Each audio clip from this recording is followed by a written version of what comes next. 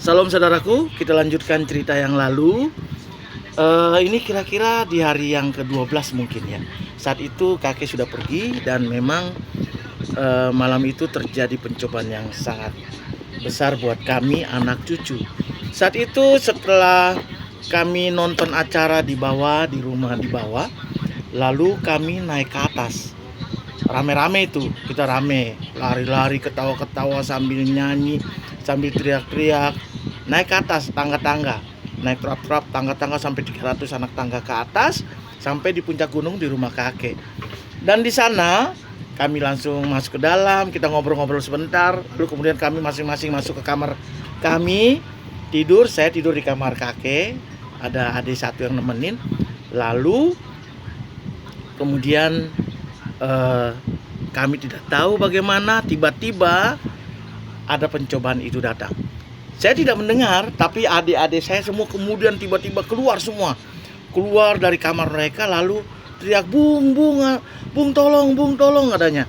Lalu mereka keluar pintu, lalu ketemu ketok pintu saya, pintu kamar kakek yang saya tidur kan. Lalu saya keluar, "Kenapa?" Lalu kata mereka, "Itu bung, ada suara di atas sana, di atas rumah." Lalu saya kaget, lah suara apa? Pas saya dengarkan baik-baik, benar. Ternyata ada suara bilang begini ya suaranya.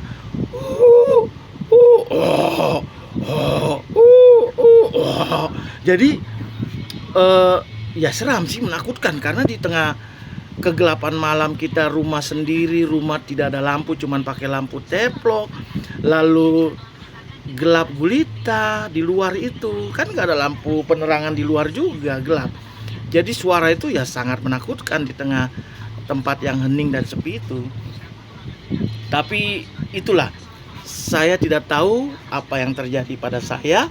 Yang pasti saya merasa, wah ini harus saya lawan. Saya ingat bahwa di Alkitab dijelaskan bahwa Yakobus 4 ayat 7 ada firman Tuhan berbunyi demikian. Saudara dengarkan.